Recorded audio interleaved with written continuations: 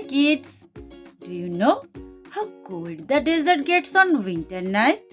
Yes, those who have traveled there must have experienced it. Comment me about your experience. Whenever we think about a desert, first the camel comes in our mind. Today we will read a story about the cold desert and the camel. So, hello and welcome to Learn with Suvarna. Let's read a story about the kind merchant and his selfish camel. And the story is The Camel and the Merchant from the course book English Central, Book 1. Don't skip and stay with me till the end to find out what promise the camel made by getting punishment from the merchant. আজকে পড়ব chapter 19 the Camel and the merchant. Camel হচ্ছে উট, একজন উট আর একজন merchant মানে বণিক, যে ঘুরে ঘুরে বাণিজ্য করে, ব্যবসা বাণিজ্য করে, তাকে মার্চেন্ট বলে। Have you seen a camel? কখনো উট দেখেছো? Do you know where it lives? তুমি জানো উট কোথায় থাকে? Look at the pictures given below, নিচের এই ছবিগুলোর দিকে দেখো। Tick the picture which shows where a camel lives, এখানে এই যে ছবিগুলো আছে সেগুলোর পাশে টিক দেবে যেখানে যেখানে ক্যামেল থাকে। ক্যামেল সাধারণত কোথায় থাকে? আমরা জানি ডেজার্টে থাকে। ডেজার্ট কোনটা? এটা। তাহলে আমরা এখানে টিক দেব। Will you let a camel sleep in your room? তুমি কি তোমার ঘরের ভেতরে ক্যামেলকে শুতে দেবে? ওয়াই আর ওয়াই নট, কেন বা কেন নয়, এর অ্যান্সারটা তুমি কিন্তু জানাবে। চলো এবার গল্পটা পড়ি। A merchant and his camel were spending a night in a desert. একজন বণিক আর হচ্ছে গিয়ে তার উট একদিন রাত্রে এক ডেজার্টে মানে এক মরুভূমিতে রাত কাটাচ্ছিল। It was a very cold winter night, সেটা ছিল খুব ঠান্ডা একটা শীতের রাত। The merchant was resting in his tent, আর বণিকটা তার তাঁবুতে রেস্ট করছিল। His camel was shivering outsides, ওর উটটাও বাইরে কাঁপছিল ঠান্ডায়। It went near the tent and peeped in, ও হচ্ছে গিয়ে উটটা ওই তাঁবুর কাছে যাচ্ছিল আর পিপটিন মানে উকি মারছিল। Master, it is very cold out here, প্রভু বাইরে খুব ঠান্ডা।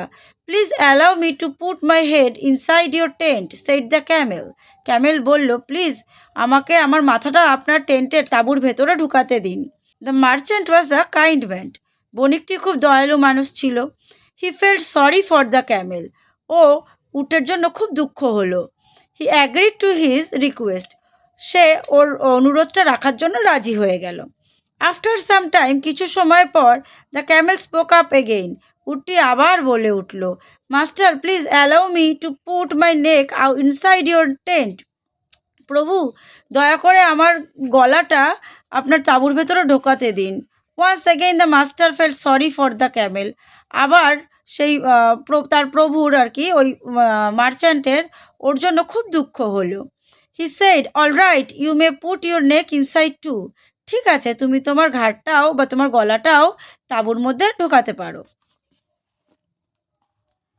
দ্য ক্যামেল গ্রিউ বোল্ড, উটটা আস্তে আস্তে কি হলো মানে বোল্ড হয়ে গেল, মানে ওর আর ভয় চলে গেল, মানে ও তো আগে তো রিকোয়েস্ট করতে শুরু করলো, এখন আর ভয় থাকলো না। ইন অ্যানাদার আওয়ার, এক ঘন্টা পরে, ইট আক্স দ্য মার্চেন্ট, ও আবার বণিককে জিজ্ঞাসা করলো, master may I also put my front leg inside, আমি কি আমার সামনের পা দুটোও ভিতরে ঢুকাতে পারি? There was a very little space in the tent but the kind merchant agreed, তাঁবুর ভিতরে খুব অল্প জায়গা ছিল কিন্তু দয়ালু বণিকটা রাজি হয়ে গেল।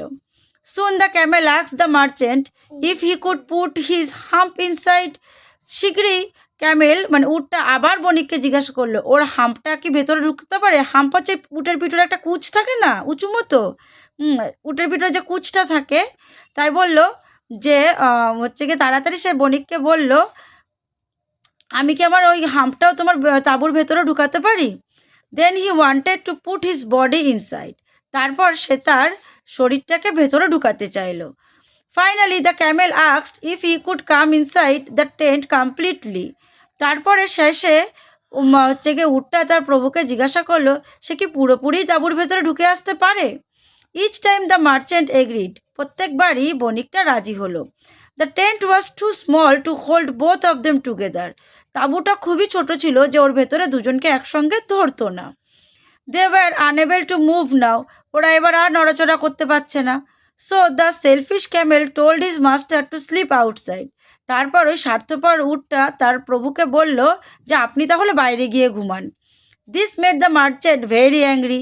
এবার তো বণিকটা খুব রেগে গেল। He pushed the camel out of the tent and fell asleep. সে উটটাকে বাইরে বের করে দিল আর ঘুমিয়ে পড়ল।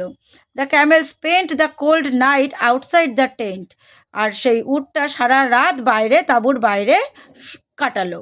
হি decided never to be greedy again.